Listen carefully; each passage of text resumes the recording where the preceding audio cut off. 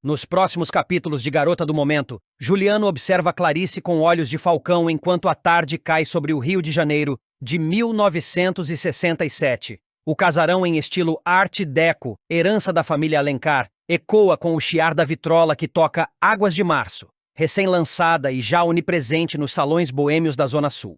Clarice desliza pelos corredores, os cabelos presos num coque elegante, carregando um grande rolo de lona enrolado em fio de juta.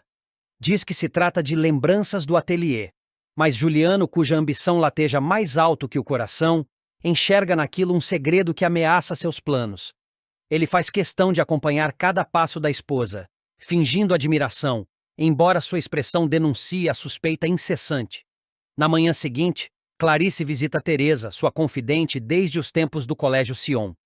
Elas se encontram num terraço ensolarado, onde vasos de samambaias balançam ao sabor da brisa marítima. Clarice desenrola 2 telas e deixa que o pigmento vibrante conte o que as palavras escondem. Pinceladas de vermelho carmesim e azul ultramar formam retratos semi-abstratos de uma menina de olhar doce. Imagem que Teresa reconhece de imediato como Bia, ainda bebê, antes da separação trágica. Teresa prende o fôlego, sentindo de novo a velha culpa por ter ajudado Juliano a encobrir o paradeiro da criança. É a arte que me devolve a minha filha, sussurra Clarice, a voz trêmula, mas firme, decidida a recuperar tudo o que lhe roubaram: tempo, memória, maternidade. Enquanto isso, no escritório da perfumaria carioca, Vera, secretária antiga, de coque impecável e óculos gatinho, aproxima-se de Celeste com uma xícara de café forte. A moça, que ainda veste luto discreto pela mãe, segura um telegrama. Raimundo, seu pai, aprova o noivado com Eduardo, o jovem engenheiro. Os olhos de Celeste brilham, mas Vera percebe algo mais no fundo. Um medo. Vera se inclina e, em voz baixa, lembra-lhe que, numa família dominada por Maristela e Juliano, nenhum amor floresce sem espinhos. Celeste ouve, mas a chama da esperança que Eduardo acendeu em seu peito mantém-se teimosa. Na boate Night and Day, Beto cavaqueia com Jorginho, o pianista, entre goles de whisky Old Eight. Ele se queixa de que Clarice não acredita na história dele sobre Bia. A menina está viva, eu sinto, Jorginho. Mas cada vez que toco no assunto, ela lembra das armações de Juliano e se retrai. O sax rasga o ar com um chorinho, e Beto, já trôpego, encara o espelho atrás do balcão, perguntando-se se algum dia conseguirá proteger aquela que ama da teia venenosa dos Alencar. No casarão, Juliano ajoelha-se para amarrar o cadarço, quando nota um traço cintilante de tinta azul ultramar na sola do sapato de Clarice, esquecido ao pé da cama. O coração dele dispara não de paixão, mas de cálculo. Se Clarice voltou a pintar, ela pode ter recuperado mais do que a técnica. Pode ter recuperado memórias suficientes para desbaratar suas mentiras. Ele engole a raiva, estampa um sorriso e guarda o sapato como prova silenciosa. Do outro lado da cidade, em Santa Teresa, Sérgio atravessa o Arcos da Lapa, sentindo o peso da saudade de Jacira. Desde que a modista soube das falcatruas do rapaz com Juliano, sumiu sem deixar endereço. Sérgio, que jamais cogitou amar alguém além de si mesmo, descobre agora que Jacira era seu norte. Ele procura em botequins, ateliês de costura, nos ensaios de escola de samba, mas encontra apenas retalhos da presença dela. Um esboço de vestido, um alfinete esquecido, uma risada distante que se confunde com o batuque dos pandeiros. À noite, Juliano convoca Teresa ao salão principal, onde lustres de cristal derramam luz ocre sobre tapetes persas. Diante de Maristela, Basílio e Zélia, ele faz rolar a bomba. Insinua que Clarice guarda segredos na ala interditada do porão. Teresa, pressionada, tenta desvencilhar-se, mas Juliano estreita os olhos e sibila. Você sabe mais do que diz, minha cara. O silêncio dela é confissão suficiente para atiçar as chamas da desconfiança. Clarice, que surge atrás das colunas, ouve tudo e sente o gelo da traição percorrer-lhe a espinha. Maristela, sempre impecável em tailleur Dior, assiste a cena com frieza calculada. Quando o relógio marca meia-noite, ela dá ordem a Basílio. Zélia não serve mais aos nossos propósitos. Providencie a demissão. Basílio acata sem pestanejar. Embora soubesse que, ao dispensar a governanta, arranca a última raiz de lealdade que o ligava ao passado humilde. Zélia recebe o aviso enquanto supervisiona o polimento da prataria. Ela mantém a postura, mas seus olhos incendiam-se de rancor. Bia, agora mocinha de franja pesada e saias rodadas à la Brigitte Bardot, decide bater à porta da antiga amiga Celeste. Chega com um ramalhete de lírios recém-colhidos e a máscara da ingenuidade. Senti saudades, diz, oferecendo um sorriso que não alcança os olhos. Mas Eugênia, a governanta, posiciona-se à frente de Celeste como uma muralha. Ela lembra o que Bia fizera. O boato maldoso que quase destruiu a reputação de Celeste na sociedade. A visita termina em frieza cortante, com Bia saindo antes que a dor de não ser perdoada a faça perder a pose. No Salão Dourado do Copacabana Palace, Maristela reúne-se a rabinos de influência e ao colunista Ibrahim Sued para anunciar. O casamento de Beto e Bia será em 30 dias, aqui mesmo, sob os holofotes que nossa família merece. Beto, que acompanha a noiva a contragosto, sente o estômago revirar. Ainda ecoa na cabeça dele a convicção de que Bia mente sobre a morte de Clarice. Mas a orquestra inicia um chá-chá-chá, os flashes de câmeras explodem, e Juliano brinda ao futuro como se nada pudesse interferir. Na madrugada, Zélia reúne-se em segredo com Juliano na garagem iluminada apenas por um lampião. Entre latas de tinta e tábuas esquecidas, ela mostra o sapato manchado. Clarice voltou a pintar. Isso significa que ela lembra. Juliano aperta o couro do sapato, sentindo a textura fria da ameaça. Se ela expuser essas telas, tudo desmorona. Nosso casamento arranjo, a presidência da perfumaria, a fortuna. Ele ergue o olhar e ordena. Nada de quadros. Nada de testemunhas. E, se necessário, nada de Clarice. Mas o que Juliano não percebe é que, naquele instante, Clarice vira a última pincelada em uma grande tela escondida no sótão, alugado em Santa Teresa. Sob a luz amarelada de um lampião, ela retrata uma criança de cabelos cacheados, segurando um colar Mystic Necklace, talismã que pertenceu à bisavó Valentina, e assina com o nome de batismo que renega há anos, Clara Valentina. Cada traço é um grito por justiça. Cada cor, um elo perdido entre mãe e filha. Ao terminar, ela enrola a tela, enxuga o suor e decide que no vernissage clandestino do restaurante Beco das Garrafas revelará tudo ao mundo. Enquanto isso, Sérgio finalmente encontra Jacira no ateliê improvisado da Portela. Ela corta tecidos azuis e brancos para fantasias de passistas quando o vê. Ele implora perdão, promete denunciar Juliano e libertar Clarice. Jacira, altiva, lembra-o de que promessas vazias não bastam, mas ao notar a amargura genuína nos olhos dele, oferece-lhe uma chance. Traga provas. Mostre-me que é capaz de dar voz à verdade. No topo do Morro da Urca, Juliano marca encontro com Basílio e Maristela. A brisa salobra que sopra da Baía de Guanabara, eles tramam o próximo movimento. Basílio sugere destruir as pinturas. Maristela prefere algo mais elegante. Casar Bia com Beto e isolar Clarice num sanatório sob pretexto de esgotamento nervoso. Juliano sorri, satisfeito. Um destino apropriado para uma mulher que vive no mundo da lua. Mas a cidade move-se ao ritmo da bossa nova, e segredos não ficam presos nos porões por muito tempo. Na noite do vernissage, Teresa, movida pelo peso da culpa, entrega a Sérgio um maço de cartas trocadas entre ela e Juliano nos anos 50, correspondência que comprova o sequestro de Bia. Sérgio corre até o Beco das Garrafas, onde Clarice expõe suas telas sob luzes coloridas e improvisos de João Gilberto. No instante em que Clarice revela o quadro manifesto, Juliano irrompe pela porta, mas encontra um público extasiado diante da obra que une arte e denúncia. Celeste, ao lado de Eduardo, assiste emocionada. Beto, escondido atrás de uma coluna, sente o coração enfim pulsar no compasso certo.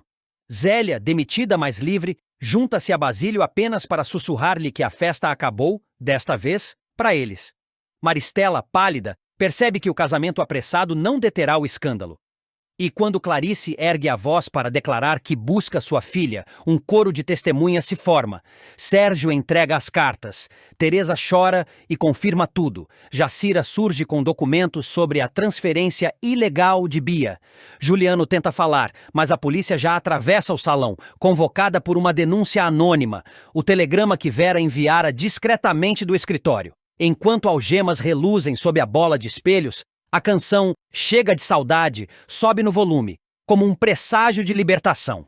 Clarice encara Juliano sem medo, as mãos ainda manchadas de tinta, símbolo de uma verdade que nenhum poder ou mentira consegue apagar. Nasce ali não só a ruína dos Alencar, mas o renascimento de Clarice. Pintora, mãe, mulher dos anos 60 que desafia convenções e ergue, em cores vivas, a própria liberdade. A história não termina com um ponto final. Ela segue pulsando nos becos iluminados por néon, nos acordes de violão à beira-mar, nos corações que trocam medo por coragem. Clarice dará mais um passo decisivo na reta final da novela das 6, Garota do Momento. Em uma tentativa corajosa de desvendar de vez os segredos do seu passado nebuloso, ela aceitará se submeter a sessões de hipnose com o objetivo de lembrar o que realmente aconteceu na noite trágica em que Valéria foi assassinada. Desde que recobrou parte da memória, Clarice tem vivido com um peso no peito. Flashes confusos e desconexos da noite fatídica em que viu a morte de Valéria, mas sem conseguir organizar os acontecimentos em uma linha de tempo clara. A dor da incerteza e a pressão dos que a cercam apenas aumentam o seu tormento, especialmente depois que Juliano, seu marido, resolve jogar sujo e plantar uma semente de dúvida em sua mente. Juliano manipula Clarice e lança suspeitas sobre ela. Sabendo que Clarice já começou a montar o quebra-cabeça de seu passado, Juliano se antecipa e dá um golpe psicológico pesado. Em uma conversa tensa, ele acusa a própria esposa de ter sido a responsável pela morte de Valéria. Com frieza, sugere que ela está reprimindo a verdade por medo de encarar a culpa. Você viu o que fez, Clarice? Foi você. Você a matou, mesmo que não queira admitir, diz ele em tom calculado. A acusação abala Clarice profundamente. Mesmo desconfiando das reais intenções de Juliano, ela começa a se questionar. E se for verdade? E se ela perdeu o controle? E se, no calor de uma discussão, algo realmente grave aconteceu? Angustiada, ela desabafa com Beatriz, sua filha, e com Glorinha, que tem sido uma das poucas aliadas em quem ainda confia. Beatriz tenta acalmá-la, lembrando que a mãe passou por um trauma terrível e que as lembranças que vêm à tona podem estar distorcidas pelo medo e pela manipulação de Juliano. Mas nem isso é suficiente para afastar a dúvida que agora a corrói. Teresa propõe a hipnose como solução. É então que entra em cena Teresa, a espirituosa e sensível amiga de Clarice, com uma proposta inesperada. Observando a aflição crescente da ex-desmemoriada e determinada a ajudá-la, Teresa sugere que ela experimente sessões de hipnose. Uma ferramenta terapêutica que, segundo ela, poderia ajudá-la a acessar partes da memória ainda bloqueadas pelo trauma. Você já tentou de tudo, Clarice. Talvez agora seja a hora de tentar algo diferente. Deixar o inconsciente falar, aconselha Teresa com doçura e firmeza. Clarice, inicialmente relutante, acaba aceitando a ideia, movida pela urgência de conhecer toda a verdade, mesmo que isso implique encarar o pior. É Teresa também quem faz a ponte com o profissional que conduzirá as sessões, o charmoso Dr. Gregório, neurologista e hipnólogo renomado, que já ajudou outras pessoas a recuperar lembranças enterradas nas profundezas da mente. O início das sessões e os primeiros bloqueios. Na primeira sessão, Clarice se mostra tensa, insegura. Gregório a conduz com paciência e empatia, explicando que a hipnose não é uma fórmula mágica, mas sim uma jornada gradual. Durante o transe, ela volta a sentir a angústia daquela noite. O som do bonde se aproximando, a correria, os gritos abafados e a imagem de Valéria caída no chão do escritório de Juliano. Mas tudo ainda está envolto em névoa, como um sonho confuso e inquietante. Acordando do transe, Clarice se sente frustrada. Esperava sair dali com todas as respostas, mas tudo o que consegue são fragmentos desconexos que mais confundem do que esclarecem. Gregório, no entanto, a tranquiliza, dizendo que isso é comum nas primeiras sessões e que, com o tempo, as peças começarão a se encaixar.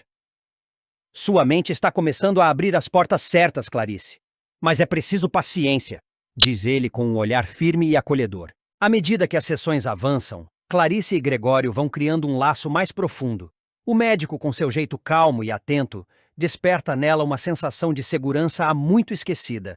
E Teresa, percebendo a faísca entre os dois, não perde tempo em dar aquele empurrãozinho típico das boas amigas. Esse doutor é um gato e ainda por cima é gentil. Você precisa parar de sofrer por quem só te faz mal, Clarice. Vai viver, incentiva Teresa com um sorriso maroto. Clarice, mesmo ainda ferida pelas decepções do passado, começa a sentir algo diferente por Gregório. Em meio a tantas sombras, ele se torna uma espécie de luz, alguém que não a julga, mas a ajuda a enfrentar seus próprios medos. O que começa como uma relação terapêutica logo ganha contornos mais íntimos, ainda que sutis. Um toque demorado, um olhar que se prolonga além do necessário. O clima entre eles vai esquentando, mesmo que nenhum dos dois dê o primeiro passo. Ainda. Em uma das sessões mais intensas, Clarice consegue finalmente lembrar de algo importante. Ela vê Valéria discutindo com alguém dentro do escritório de Juliano. O rosto ainda é uma mancha na sua memória, mas não era ela quem gritava. Era Valéria. E havia outra voz masculina envolvida. Um novo personagem entra na equação, e Clarice começa a desconfiar de que Juliano pode ter mais culpa no cartório do que está deixando transparecer. A revelação deixa Clarice ainda mais determinada a continuar o tratamento, mesmo com o medo constante do que ainda pode descobrir. Cada memória recuperada é uma vitória e um risco. Com os sentimentos à flor da pele, a verdade prestes a vir à tona e a tensão aumentando em cada capítulo, a pergunta que fica é: Clarice conseguirá provar sua inocência? Ou cairá na armadilha de Juliano e acabará levando a culpa por um crime que não cometeu? Garota do momento entra em sua reta decisiva prometendo fortes emoções, com Clarice se reinventando mais uma vez, agora como detetive de si mesma, enfrentando os fantasmas do passado para finalmente encontrar paz. E quem sabe, um novo amor. O clima se intensifica com uma sucessão de confrontos, revelações bombásticas e emoções à flor da pele. Clarice, cada vez mais determinada a descobrir a verdade por trás da morte de Valéria, decide sondar Maristela. Em uma conversa tensa, ela traz o nome da falecida à tona, observando com atenção cada reação da matriarca dos Alencar. Maristela tenta manter a compostura, mas um leve tremor em suas mãos denuncia o desconforto. Clarice sente que está perto de descobrir algo, mas sabe que deve ser cautelosa. Enquanto isso, Basílio dá um importante passo para garantir que sua verdade venha à tona. Ele apresenta documentos e fotos que comprovam a autenticidade de seu casamento com Maristela, frustrando os planos de quem tenta deslegitimar sua posição. A revelação causa burburinho nos bastidores da perfumaria carioca, e Maristela, encurralada, percebe que não poderá mais negar o vínculo que a une a Basílio, vínculo esse que agora ameaça abalar a imagem que construiu com tanto zelo. Paralelamente, Celeste, cada vez mais pressionada pelas mudanças em sua vida, decide se abrir com Lígia. Em um momento de vulnerabilidade, ela revela estar grávida de Edu. A notícia pega Lígia de surpresa, mas, longe de julgamentos, ela acolhe a jovem com carinho e compreensão. Emocionada, Celeste rompe uma barreira que a impedia de se sentir parte da nova família. Pela primeira vez, ela chama Lígia de mãe, arrancando lágrimas da mulher, que a abraça com ternura e promete estar ao seu lado, aconteça o que acontecer. Mas nem todos os laços estão sendo fortalecidos. Após ser desmascarada por Basílio, Zélia deixa claro que agora o considera um inimigo. Em um embate carregado de tensão, ela encara o empresário com frieza e jura que ele pagará por tê-la confrontado. Você cavou a própria cova, Basílio. Não descansarei até destruir você. Dispara, antes de sair com o olhar carregado de vingança. Antes de continuar, já deixe nos comentários de onde você está assistindo esse vídeo e se inscreva no nosso canal, assim você ficará por dentro de tudo que irá acontecer, minha garota do momento.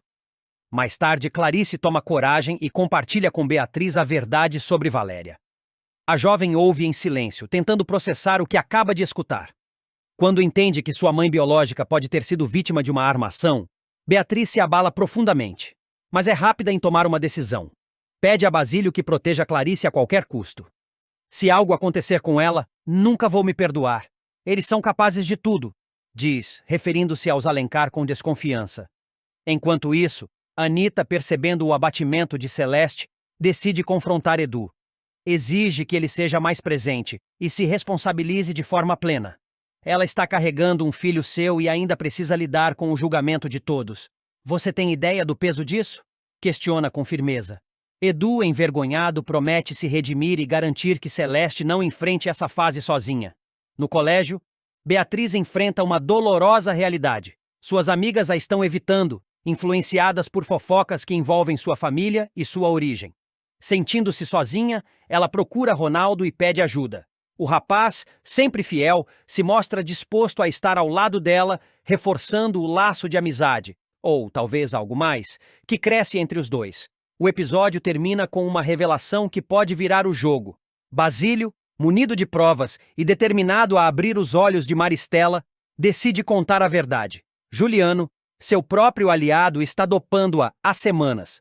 Você sente essa confusão, esse cansaço fora do normal? Não é imaginação sua. Juliano está te drogando, Maristela. E você precisa reagir antes que seja tarde demais, afirma, deixando-a em choque. Maristela, abalada, se dá conta de que talvez tenha sido manipulada o tempo todo por quem dizia protegê-la. Com emoções à flor da pele, alianças sendo formadas e máscaras caindo, garota do momento se aproxima de um ponto de virada. As peças começam a se mover com rapidez, e o tabuleiro da história promete surpresas ainda maiores nos próximos capítulos. O que era para ser um dia de emoção, amor e reconciliação acaba ganhando contornos de tensão e constrangimento em Garota do Momento. Após tantas provações e desafios, finalmente chega o tão esperado casamento de Celeste e Edu. Uma cerimônia que, embora marcada por simplicidade e pressa, carrega um peso simbólico imenso para os dois jovens. Porém, a aparição inesperada de Nelson, pai de Edu, promete roubar a cena e transformar a celebração em um campo minado de sentimentos mal resolvidos. A decisão de casar vem logo após a revelação da gravidez de Celeste, notícia que cai como uma bomba no seio das duas famílias. Raimundo, o pai da jovem, que sempre se mostrou protetor e rígido, é pego de surpresa e reage inicialmente com indignação. Apesar do orgulho ferido e da preocupação com o futuro da filha, ele acaba cedendo ao ver o comprometimento de Edu e a sinceridade dos sentimentos entre os dois. A gravidez, embora precoce, passa a ser encarada como um fato consumado e o casamento como uma forma de restaurar a honra da família e proteger Celeste do julgamento alheio. Celeste, por sua vez, enfrenta um verdadeiro turbilhão emocional. A descoberta da gestação vem acompanhada de olhares tortos, cochichos e preconceito. Na escola, o ambiente antes acolhedor se torna cruel. As colegas que antes a bajulavam agora a desprezam. E Zélia, Letícia Collin, em mais um de seus gestos impiedosos, resolve expulsá-la das aulas da Magnifique, alegando que sua imagem não condiz mais com os padrões da escola. A exclusão escancara a hipocrisia e a rigidez social que ainda permeiam aquele universo. Com a gravidez se tornando visível e os boatos se espalhando rapidamente, as famílias de Edu e Celeste decidem antecipar a união, antes que a situação fuja ainda mais do controle. Será um casamento discreto, íntimo, apenas com amigos e familiares mais próximos, mas carregado de simbolismo. Lígia, a mãe de Edu, assume com Vera a responsabilidade de organizar os preparativos. As duas se desdobram para tornar aquele dia especial, costurando juntas o vestido de noiva de Celeste e escolhendo com carinho o buquê.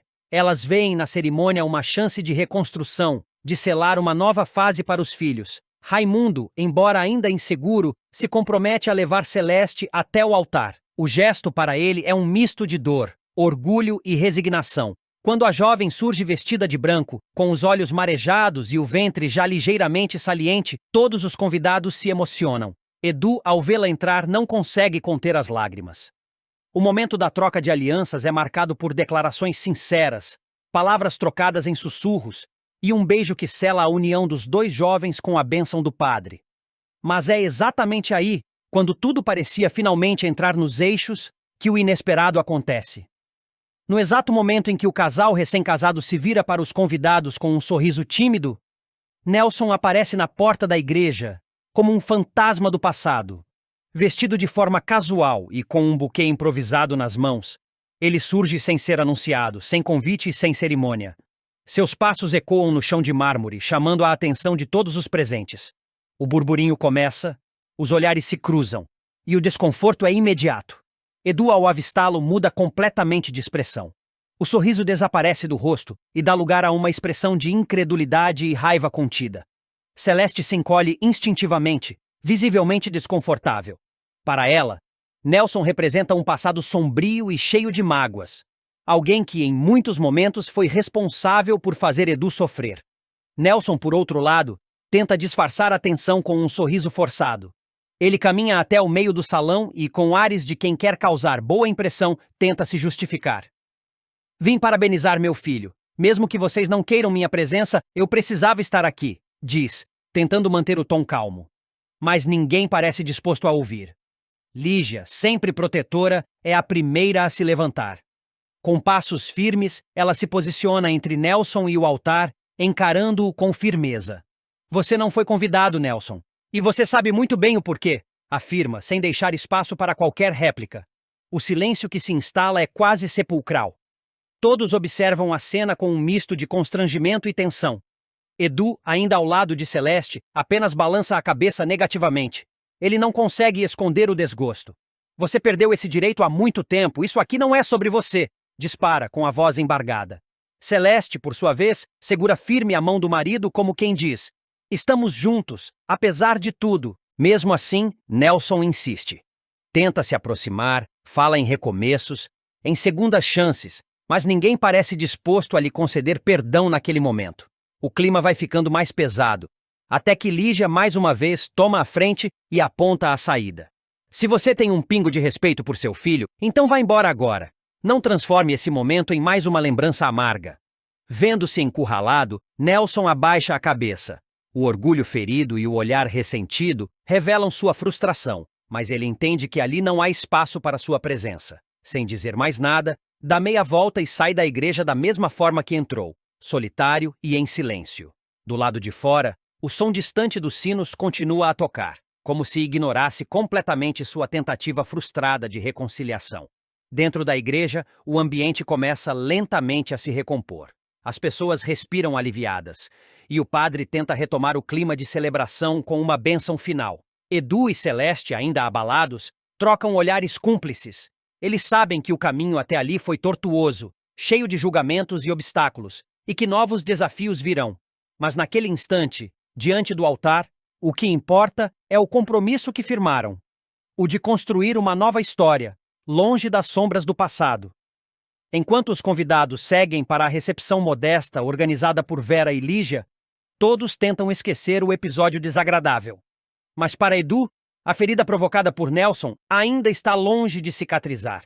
Ele sabe que, mais cedo ou mais tarde, o pai poderá tentar outra aproximação. E, dessa vez, ele estará preparado para enfrentá-lo de igual para igual, como um homem que aprendeu a se proteger e a proteger quem ama. O clima na perfumaria carioca estava mais tenso do que nunca. Juliano, furioso após mais uma traição, bateu o martelo. Você está fora da empresa, Basílio, e desta vez é definitivo. A ordem ecoou pelo corredor, deixando todos em choque. Basílio tentou argumentar, mas Juliano não lhe deu ouvidos. Zélia, que presenciava a cena, aproveitou o momento para pressioná-lo. E já que estamos falando de farsas, essa certidão de casamento com a Maristela, hein? É verdadeira mesmo, Juliano? O empresário hesitou por um segundo, mas se manteve firme. Zélia, no entanto, não parecia convencida. Enquanto isso, em outro canto da cidade, Ulisses tomava coragem e procurava Glorinha.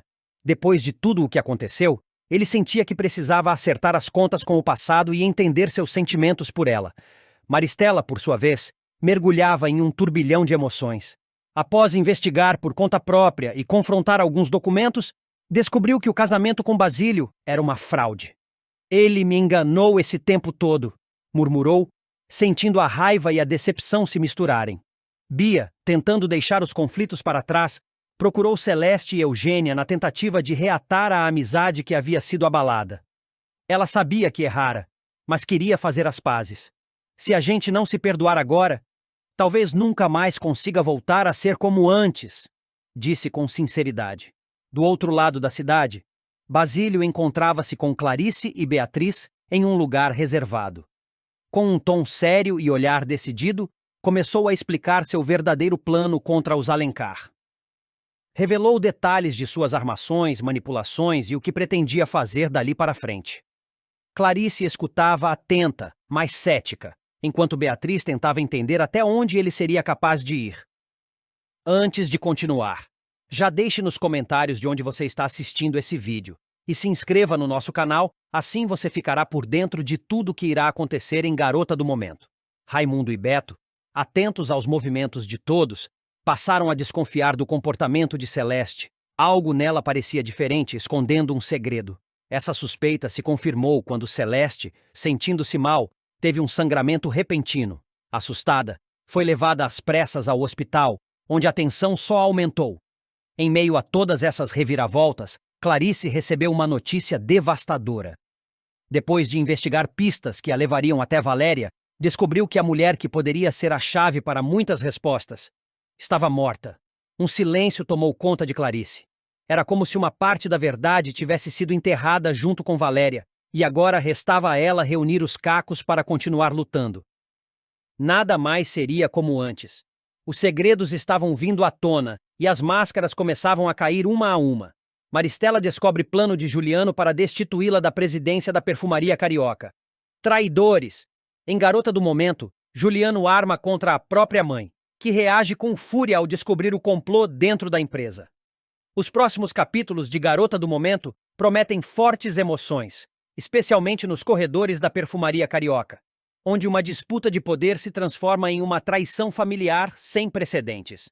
No centro da tempestade está Maristela, atual presidente da empresa e figura imponente no mundo dos negócios, que verá seu trono balançar por conta da ambição de seu próprio filho, Juliano. A trama se intensifica quando Maristela, sem imaginar o que está prestes a acontecer, passa a sentir os efeitos de uma série de medicamentos que começou a tomar recentemente. Os comprimidos, receitados por ninguém menos que o médico da família, doutor Pimenta, foram sugeridos por Juliano sob o pretexto de que a mãe precisava se acalmar, dormir melhor e lidar com o estresse. O que ela não sabe é que tudo faz parte de um plano meticulosamente arquitetado para minar sua autoridade. Com o uso contínuo da medicação, Maristela começa a demonstrar sinais de confusão, cansaço extremo e perda de foco. Ela se torna instável em reuniões, esquece compromissos importantes e demonstra insegurança diante de decisões estratégicas. O ponto de virada ocorre quando, durante a negociação de um contrato milionário com investidores estrangeiros, ela ignora uma cláusula vital relacionada à taxa de câmbio, o que gera um prejuízo astronômico para a Perfumaria Carioca. O erro chama a atenção imediata do Conselho Administrativo, que até então a respeitava como uma líder imbatível. Juliano, que aguardava apenas uma oportunidade como essa, age com frieza calculada. Ele convoca uma reunião extraordinária com os conselheiros da empresa. De forma objetiva, apresenta documentos, e-mails e registros que comprovam os deslizes recentes da mãe. Alegando estar preocupado com a saúde dela e com o futuro da companhia, propõe oficialmente que Maristela passe por uma avaliação médica para verificar sua capacidade mental de continuar à frente dos negócios. A sugestão provoca um mal-estar entre os consi. Juliano já se considera o sucessor natural. Ele comemora nos bastidores como se a vitória fosse certa, já planejando mudanças e novos rumos para a empresa. Com Maristela fora do jogo e os conselheiros do seu lado, ele acredita ter conseguido finalmente se libertar da sombra autoritária da mãe. Mas o que Juliano não imagina é que Maristela tem uma última carta na manga, ou melhor, um aliado inesperado. Durante uma nova reunião do conselho convocada para oficializar a transição de poder, um fato surpreendente é revelado por Basílio, o homem misterioso com quem Maristela vinha mantendo um relacionamento discreto. No momento mais tenso da reunião, Basílio se levanta e, com um ar sereno, comunica a todos os presentes: antes que decidam quem assumirá a presidência, devo informar que Maristela e eu nos casamos legalmente na semana passada. Como marido dela, e conforme o estatuto da empresa, passo a ter direito à presidência interina enquanto ela se recupera. O choque é imediato. Os conselheiros se entreolham, Juliano empalidece, e o clima de vitória se desfaz no ar.